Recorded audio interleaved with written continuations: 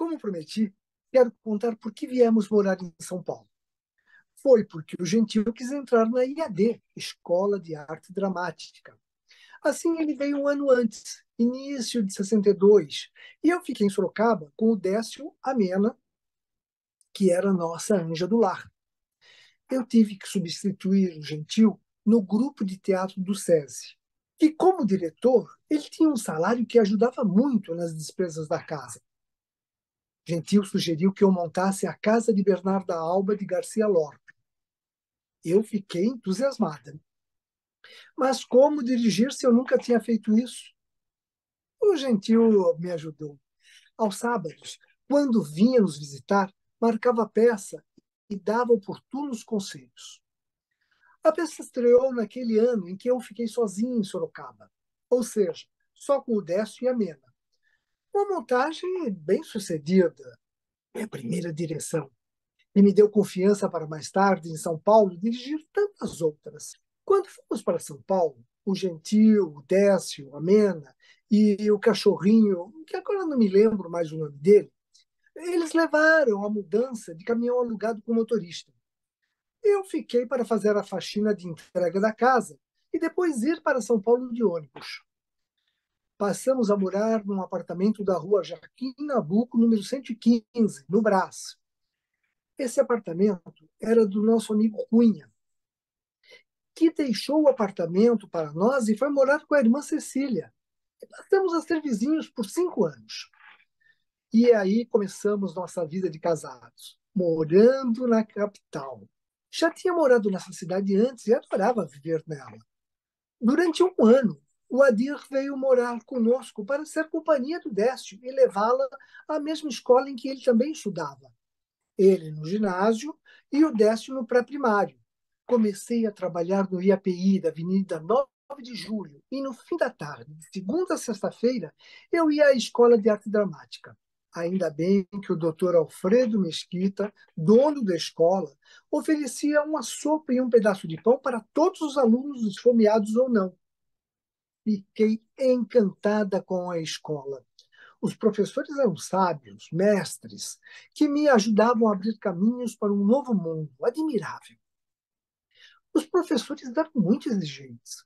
Penei muito na mão de duas professoras de voz, a mítica Dona Maria José de Carvalho e Milene Pacheco. Meu sotaque acaipirado de Sorocaba era o grande problema. Com o tempo fui melhorando, mudando minha postura vocal. Adorava as aulas do professor de História, Paulo Mendonça, que me apresentava a cultura grega e romana. Dr. Alfredo, nosso diretor, me fez conhecer um pouco de Shakespeare, quando me escolheu para ser a rainha Gertrudes, a mãe de Hamlet. Lembro-me que em casa me parecia tudo muito bem administrado. Bem, eu gostaria muito de saber a opinião do Gentil e do Décio. No trabalho, tudo bem. Era datilógrafo, com muitos documentos à minha frente.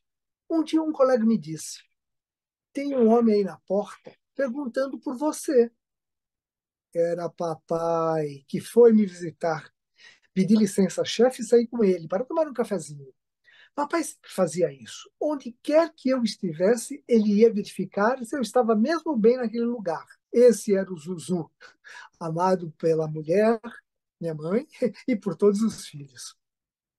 Um ano mais tarde, o Adir voltou para Campinas, pois queria começar a trabalhar lá em alguma empresa.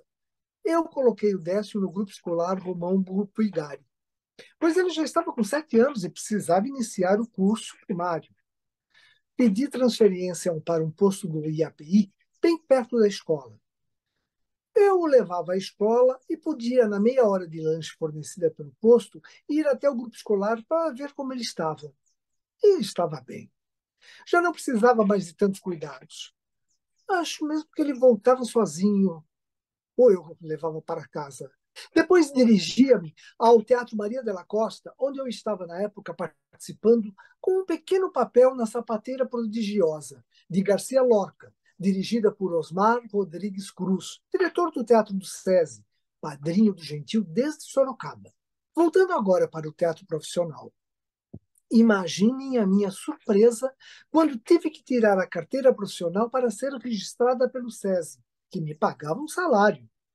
Em seguida, eu, Gentil, participamos de um episódio da novela da TV Record. Na época, Longe do Bispo. Com o dinheiro que recebemos por esse trabalho, compramos o nosso primeiro rádio, todo branco, de linhas elegantes. Agora, já morando na rua Capote Valente, perto da Avenida Rebouças. Uma notícia triste. Papai faleceu. Um ano todo muito triste. Passei a viajar muito a Campinas, pois mamãe precisava muito do meu apoio. Valente mulher que, com coragem e resignação, sofria os percalços da vida, sem reclamar de nada. Ainda bem que a Ila, prestativa como sempre, estava por perto. No teatro, em 1967, estreei Marassade, um grande sucesso artístico e de bilheteria, ao lado de atores como Armando Bogos, Rubens Correia, Araci Balabanian, Irena Greco e também Ivone Hoffmann, que até hoje é nossa amiga.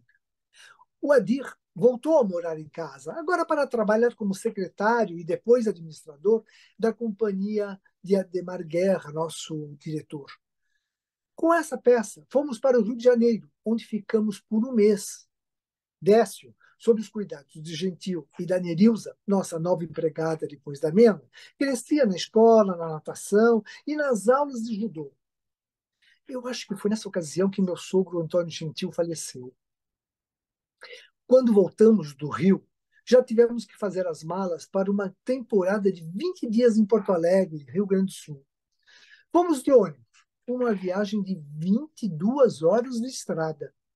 Ainda tenho lembrança, o Gentil e o Décio na rodoviária, tarde da noite, para se despedir de mim. As despedidas sempre foram dolorosas. Mas, enfim, amei Porto Alegre e lamentei muito que o Ademar encerrasse a temporada por lá e não desse continuidade em São Paulo, por encrencas de elenco que brigaram com ele por causa de dinheiro. Por mim, o salário era bom. Continuava trabalhando no IAPI e só fiz essas viagens emendando férias e licença. Nos próximos capítulos, falarei das minhas direções em teatro, do grupo Semente que criamos eu, Décio, Vanice e Adir, e das viagens para fora do país, e já aposentada de meu trabalho do IAPI, trabalhando com crianças na Secretaria do Menor. Depois, na Secretaria da Cultura, com o pessoal do circo. Depois, funções no Memorial da América Latina, Faculdade Paulista de Arte, curso de 5 semestres na Universidade Mackenzie e trabalhos teatrais com pessoas da terceira idade, como eu, no Parque da Água Branca. Portanto, respirem fundo e vamos lá! Até!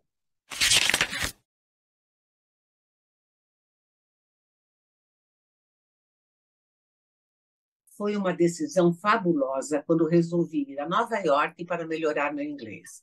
Cheguei diante da Juilliard School e logo percebi que, embora tivesse me preparado para enfrentar uma língua diferente, pouco entendia. Uma senhora muito simpática veio me receber na porta e me ajudou a subir uma escada rolante com minhas malas pesadas, cheias de roupas e sapatos, para permanecer morando lá por 3 meses e meio.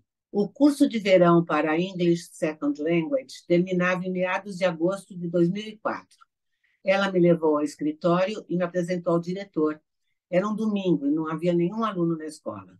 Os dois saíram da sala e disseram que eu deveria descansar naquele sofá. Logo voltariam. Lá fiquei por mais ou menos 2 horas, sem saber o que ia acontecer. Ela voltou sozinha e me levou para almoçar no restaurante da escola, muito vazio, pois, como já disse, era um domingo e as aulas começariam na segunda-feira. Depois, me levou para o apartamento e me colocou, atendendo ao meu pedido, num quarto pequeno e sozinha.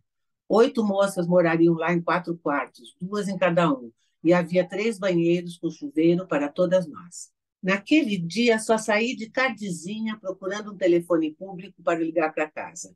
Comprei o cartão internacional numa banca de revistas ali perto. Atravessei a avenida e fui a uma livraria em frente chamada Barnes Nobles para tomar meu café e lanche, que seria meu jantar, pois não preferia voltar ao refeitório naquele primeiro dia. Sentada lá, depois de ter subido 3 andares pelas escadas rolantes, fiquei pensando como papai ficaria feliz em me ver em Nova York, em plena Avenida Broadway, nessa escola famosa de teatro e balé, e que nas férias escolares recebia alunos estrangeiros para um curso de inglês. Comecei a frequentar diariamente essa livraria e me admirava muito ao ver pessoas sentadas em poltronas confortáveis para ler livros tirados das estantes e, quando iam embora, levavam o livro de volta para o lugar dele.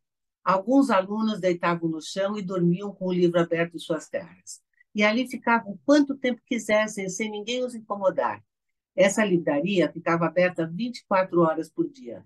À noite, quando perdia o sono, ia para lá e um segurança da escola me ajudava a atravessar a rua. As aulas eram em outro prédio vizinho dos apartamentos, e fiquei surpresa ao perceber que a maior parte dos alunos era de orientais. Tive somente um colega venezuelano, uma colega espanhola e uma carioca que me ajudavam muito na minha comunicação. Melhorei bastante meu inglês, pois repetíamos as mesmas palavras quase diariamente. Depois de 1 mês e meio de aula, tivemos a primeira festa de entrega dos certificados para quem estava num grau mais avançado. Não gostei da festa. Depois da entrega dos diplomas, o diretor perguntava no palco, segurando o microfone, se alguém queria vir cantar, dançar ou tocar piano. E algumas pessoas iam rindo, outras caçoando. No dia seguinte, entrei na sala do diretor e disse que a festa de formatura na Juilliard, uma escola tão famosa em plena Broadway, deveria ser mais bem preparada. Ele então me disse: na próxima você vai cuidar. Abri inscrição, realizei ensaios e a apresentação foi bem sucedida. Ainda a conselho dele, fizemos uma cena de Romeu e Julieta. Eu fazendo a ama e outra aluna, já formada em teatro, a Julieta. Inesquecíveis dias. Pedi à coordenadora do curso para me levar no domingo visitar o museu da cidade.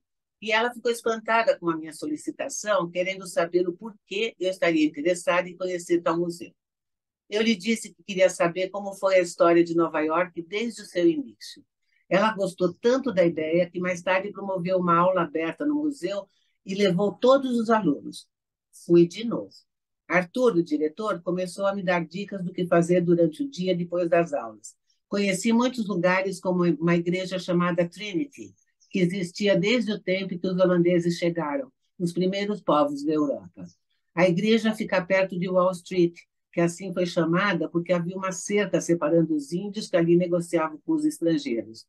Até hoje é na Wall Street onde as negociações internas ou externas são feitas. O calor estava chegando muito forte e eu queria usar uma piscina. Por sorte, numa rua bem perto tinha uma associação de moços, a CM, com piscinas de vários tamanhos. Fiz minha inscrição e precisei ir a uma loja perto comprar maiô. Eu disse em inglês para a vendedora: I want to buy a clothes for swim. Com o inglês macarrônico, mas ela entendeu o que eu queria comprar. Pronto. Saí da loja e fui direto para a água. Foi nessa época que conheci a Anne, uma chinesa amiga da Nadir, que veio me encontrar e passamos a sair quase todos os dias para lugares, muitas vezes distantes, como o Garden Botanic, um convento feito com pedras trazidas da Europa da era medieval. Fomos visitar a Columbia University e o prédio onde a Nadir tinha morado, perto da rua 187. Aproveitamos para visitar a igreja St. John Divine. Ela me levava para almoçar em restaurantes baratos, mas de comida muito boa. Uma vez, a conselho do diretor, fui conhecer o Pier 17, perto da ponte que vai para o Brooklyn. Amei tanto aquele lugar que fui muitas vezes. Fui também conhecer um monumento onde tinha as fotos dos soldados americanos da Revolução que os separou do jugo dos ingleses. Esse largo tem uma grande catedral, e quando lá entrei, vi perto do átrio da igreja uma reunião de mulheres que logo me chamaram para participar. Elas exigiam cuidado maior do subprefeito para a boa conservação do bairro. Eu disse que era brasileira e que logo ia embora. Esse movimento de mulheres reivindicadoras serviria para Nadir ou Eladir, tinha a cara delas. Fiz sozinha também um backstage, ou seja, uma visita ao interior do Metropolitan Theatre, que fica no Lincoln Center, ao lado da Juilliard, e fiquei admirada com a organização dos bastidores desse teatro. Um corredor imenso, com cabides de roupas penduradas com etiquetas dos personagens e atores que usaram esses figurinos.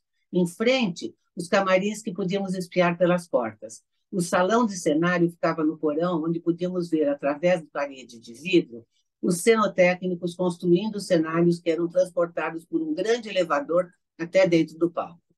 Um dia tivemos uma surpresa nos dormitórios. Tínhamos sido preparados para sair do prédio em caso de incêndio. Descer pelas escadas levando uma garrafa de água, um cobertor e só. Quando a sirene tocou, foi um corre-corre pelos corredores. Precisávamos correr pela avenida até a primeira esquina, onde havia um largo com a escadaria de uma igreja. Deveríamos então sentar nas escadas e aguardar quem viria para nos socorrer.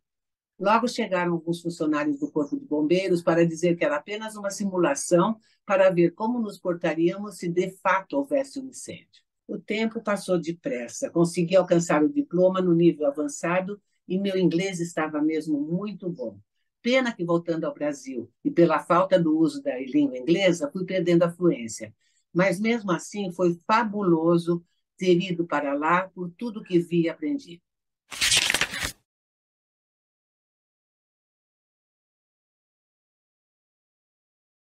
Mas lembranças que motivam a alma a continuar usufruindo a beleza da vida. A primeira vez que estive em Nova York foi em 1972. Fui sozinha e com uma carta de apresentação de Renata Palottini, que na época era presidente da Comissão Estadual de Teatro, para eu poder assistir, como ouvinte, aulas de teatro do HB Studio. Nadir e Michel, o pai da Saskia, foram me buscar no aeroporto Kennedy. Era um domingo e eles me levaram para conhecer um pedaço do famoso Central Park. No dia seguinte, cedo, já me preparei para ir à escola. Nadir me disse que eu deveria pegar um subway na esquina e descer na rua 14. Nunca tinha entrado num subway, pois nessa época ainda não havia metrô aqui em São Paulo. Fiquei observando o que os passageiros faziam e lá fui eu, falando 2 ou 3 palavras em inglês. A experiência foi maravilhosa. Eu vou falar um pouco sobre experiências de viagens que me foram proporcionadas graças a meu trabalho no Memorial da América Latina, um órgão do governo paulista que tinha a coordenação de Fernando Calvoso, um diretor artístico de muito valor, e que produzia várias peças teatrais e as levava para apresentar em Portugal. Com isso, passamos por diversas cidades, como Lisboa, Porto, Coimbra, Joanes, Foz Poa, Sintra e mais algumas que no momento não me lembro. Gostei tanto que voltei mais tarde a passeio no Porto e Lisboa, assim como fui para Madrid e Barcelona. Em Barcelona conheci a igreja famosa de Gaudí. Vi as imagens dos pedreiros na fachada da igreja chamada Sagrada Família. Lamento que Gaudí, ao atravessar aquela rua tão estreita em frente à igreja, tenha sido atropelado por um bonde e ficado lá caído sobre os trilhos. Ficou lá muito tempo, pois ninguém o reconheceu, achando que ele era um mendigo, pois depois de velho ele se vestia muito mal. Quando finalmente o sacerdote da igreja viu que era Gaudí, ele já estava morto. Morreu antes de ver sua obra terminada. Estive ainda com Fernando e Vanice em Pádua, onde conheci a história do sacerdote Dom Fernando, que veio parar em Pádua por causa de um naufrágio. Foi encontrado quase morto na praia. Chegou em Pádua e lá ficou, onde conseguiu, pelos discursos feitos em praça pública, derrubar o intendente do lugar. Perambulou pela região, sempre levando uma palavra de conforto aos pobres. Muito antes estive em Roma e fui até o Vaticano conhecer a Capela Sistina e toda a arte desse lugar. Fiquei muito doente, pois não resisti a tanta beleza. Viagens sempre exerceram em mim uma grande atração em qualquer lugar. Conhecer cidades da Europa ou da América do Norte me deixava fascinada com a beleza das cidades, seus costumes, sua comida. Mas aqui no Brasil a admiração foi a mesma. Levar o Miro para Belém e ver a admiração dele no cais, ou no mercado ver o peso, ou no Teatro da Paz, maravilhoso, com aquela infinidade de refletores, de aparelhos sonoros de primeiro mundo. Ir ao Rio de Janeiro, a passeio, andando pelas ruas de Botafogo ou de Copacabana, ir para Paquetá, ou até visitar uma favela, fazia parte desse roteiro de viagens tão prazeroso, assim como visitar o Palácio Catete com seus jardins, sua biblioteca, sua história. As viagens a Itu, ensinando os primeiros passos para um grupo que cresceu e floresceu. Viagens a Santa Rosa de Viterbo para ver o Miro e sua família. Participar lá de uma filmagem no momento que Miro estava voltado para projetos de vídeo. E as inúmeras viagens para Sorocaba, para Votorantim, cidade onde nasci. Como já disse, a atração por viagens é tão grande que acho que se tivesse nascido na época das navegações portuguesas e espanholas, estaria no Anal de Colombo ou de Cabral. E se fosse mais nova, estaria trabalhando na NASA, querendo pilotar um daqueles foguetes para conhecer o céu de estrelas e, quem sabe, chegar à Lua. Pretensiosa, confesso que fui.